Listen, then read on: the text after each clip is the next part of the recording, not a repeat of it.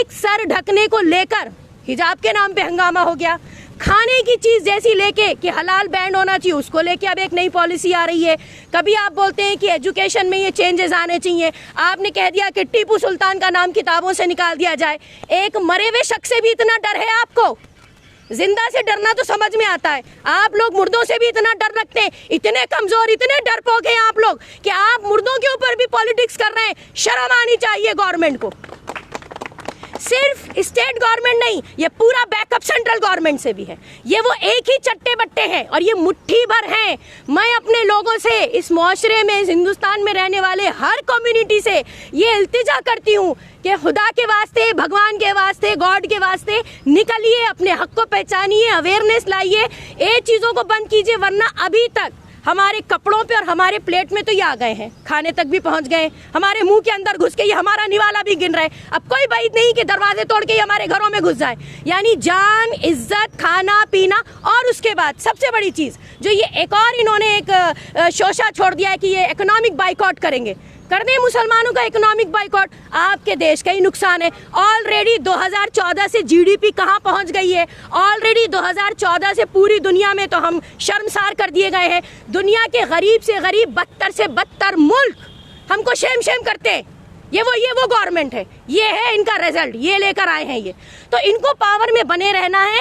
अब ये पावर में बने रहने के लिए कोई भी तरीका अपनाएंगे और उस तरीके से नुकसान सिर्फ और सिर्फ एक आम आदमी का होगा। उस आम आदमी का देखिए कोई नाम नहीं होता, उस आम आदमी का कोई मजहब नहीं होता, क्योंकि जो सुबह अपनी रोजी कमाने निकलता है, रोटी कमाने निकलता है, अपने बीवी बच्चों के लिए, अपना पेट और अपना घर पालने के लिए, उसका कोई मजहब नहीं होता। मैं आपको बता दूं, ठीक है।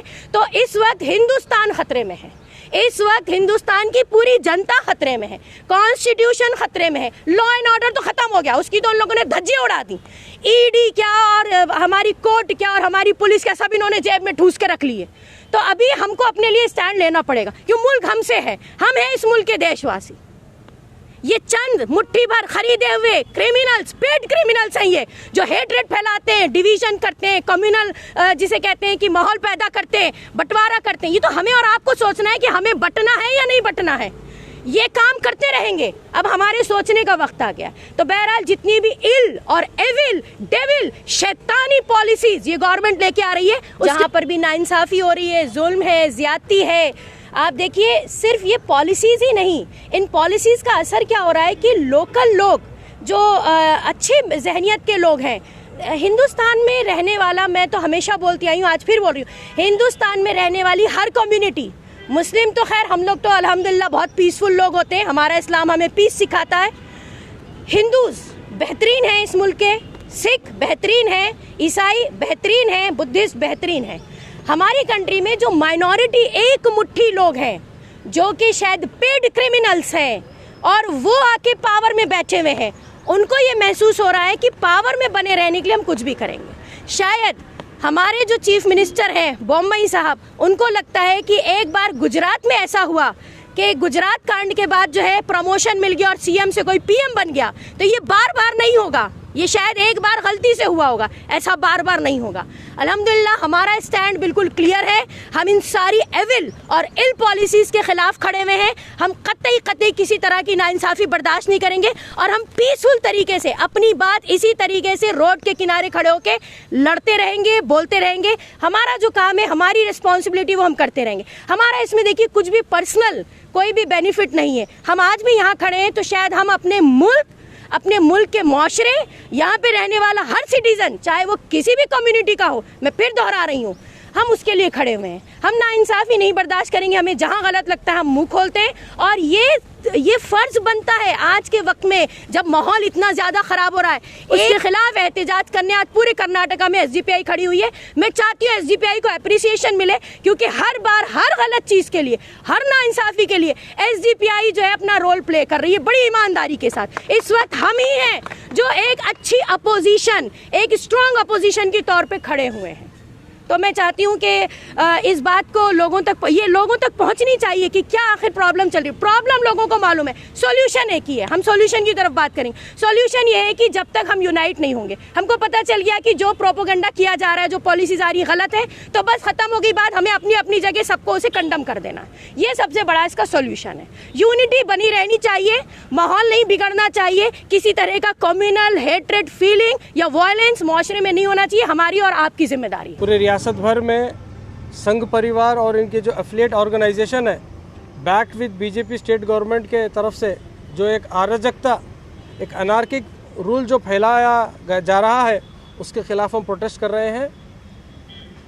हिजाब से बहुत सारे लोग कहते हैं कि एक हिजाब से निकला हुआ इश्यूज़ है और इसको बढ़ाते जा रहे हैं, लेकिन हमारा मानना यह है इनके जो हिडन एजेंडाज हैं आरएसएस और संघ परिवार के, इनके जो हिडन एजेंडे हैं, एक होने के बाद दूसरा ये सिस्टमेटिकली ये लोग बाहर निकालते जा रहे हैं।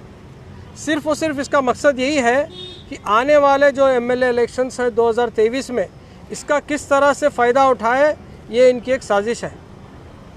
रिसेंटली जो 5 स्टेट में जो असेंबली इलेक्शंस के जो नतीजे आए हैं, इनको एक सक्सेस का फार्मूला मिल चुका है कि लोगों में हिंदू मुस्लिम डिवाइड किया जाए, कम्युनल डिवीज़न लिया जाए और उसका भरपूर फ़ायदा उठाया जाए।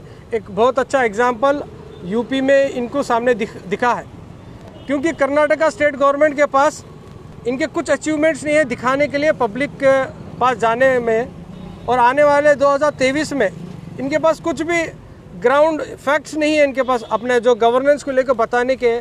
इसीलिए अपनी जो नाकामयाबी है उसको छुपाने के लिए हिजाब के इशू को इन्होंने बढ़ावा दे रहे हैं। उसके बाद फिर जो जात्रे होते हैं, जात्रे में मुस्लिम जो छोटे मोटे जो व्यापारी होते हैं, जो बंडी लगाकर बेचते हैं, उनको बॉयकॉट करने का काम स्टार्ट किए। उसके बाद हलाल मीट का स्टार्ट किए। अब उसके बाद हलाल प्रोडक्ट्स का बॉयकॉट स्टार्ट किए।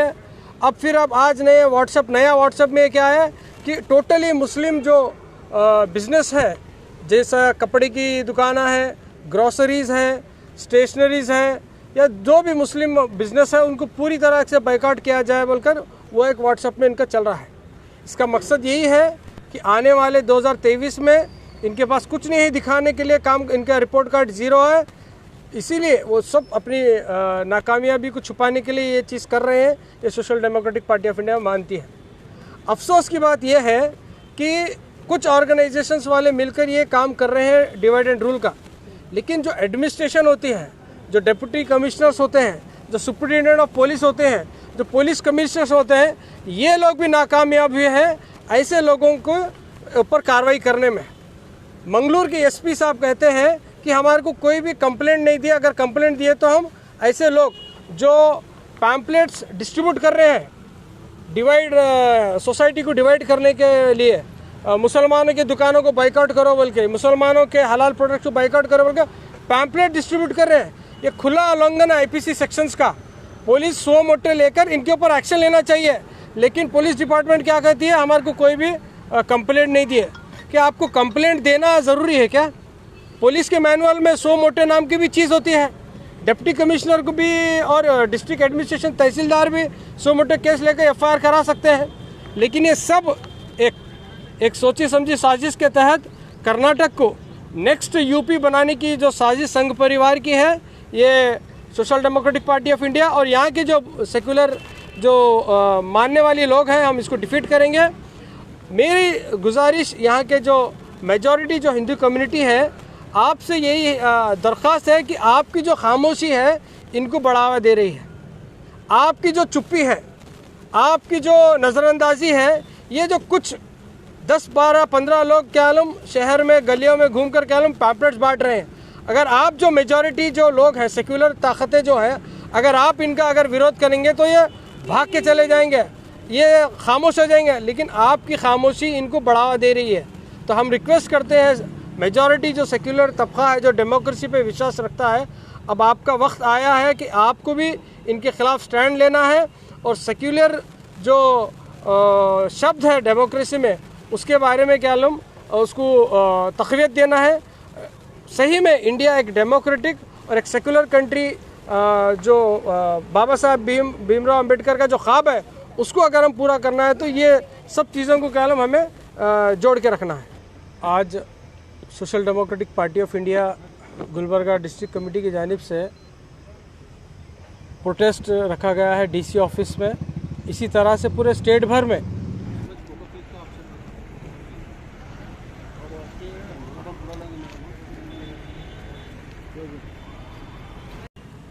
आज पूरे कर्नाटका में social democratic party of India SDPI एक बहुत बड़े लेवल का एहतजाज या प्रोटेस्ट कर रही है, जो आपको तकरीबन पूरे स्टेट में देखने को मिलेगा। ये एहतजाज एट ए टाइम इतने बड़े लेवल पे पूरे स्टेट में करने का जो मकसद है, तो जाहिर सी बात है मकसद भी बहुत बड़ा है। पिछले कुछ महीनों से हम देख रहे हैं कि लगातार गवर्नमेंट की कुछ एविल पॉलिसीज़, या बोलना चाहिए हमें, जो इंसानियत के ख़िलाफ़ और देश और सोसाइटी के जो एक पीसफुल माहौल है उसके ख़िलाफ़ लेके आई जा रही हैं। न्यूज़ में तमाम हम देख रहे हैं, हर तरह के प्लेटफॉर्म से हमको ख़बरें मिल रही हैं। अभी प्लेटफॉर्म इतने ज़्यादा बड़े हो गए मीडिया के कि कोई भी ऐसी ख़बर नहीं है या गवर्नमेंट की ऐसी कोई पॉलिसी नहीं है जो हिडन हो, सब हमारे सामने है। तो ये जो पॉलिसीज़ आ रही हैं, ये ऐसा महसूस होता है जैसे एक मखसूस तबके को निशाना बनाया जा रहा है, या हिजाब को लेकर, हलाल बैन को लेकर, या ये कहना कि गीता को मैंडेटरी कर दिया जाए, कि सूर्य नमस्कार हो या योगा हो। मतलब वो सारी चीज़ें जिनको एक कम्युनिटी नहीं मानती और एक कम्युनिटी कहती है कि वो मैंडेटरी हैं। तो मैं ही आपको बता दूं कि ऐसा हमें लग रहा है कि ये एक कम्युनिटी के ख़िलाफ़ है। ना, ये इस वक्त संविधान के ख़िलाफ़ है, लॉ एंड ऑर्डर के ख़िलाफ़ है, मुल्क की जो एक सेक्युलर फैब्रिक है उसके ख़िलाफ़ है, ये अनडेमोक्रेटिक है, ये जुल्म है, ये सरासर नाइंसाफ़ी है। इसका असर मुल्क के हर तबके पे पड़ेगा, यहाँ तक कि वो लोग खुद जो इस आग को लगा रहे हैं इसमें उनके हाथ भी यकीनन जलेंगे, वो खुद भी जलने वाले हैं इसमें। लेकिन हमारा या हमारी पार्टी का जो एक स्टैंड है, जैसा कि कई सालों से तकरीबन हिंदुस्तान पूरा ही इस बात को ऑब्जर्व कर रहा है कि अभी at present SDPI is the only party who is playing the important role of opposition. क्योंकि हमारा अपोजिशन जो है, जो सो कॉल्ड सेक्युलर पार्टीज़ हैं, जो इलेक्शन के टाइम पे तो लड़ने खड़ी हो जाती हैं, कंपटीशन के टाइम पे वो सामने आती हैं, ये ऐसी पार्टीज़ हो गई हैं जिन्होंने तकरीबन अपने आप को बिल्कुल साइलेंट कर लिया है। वो लॉ एंड ऑर्डर के खिलाफ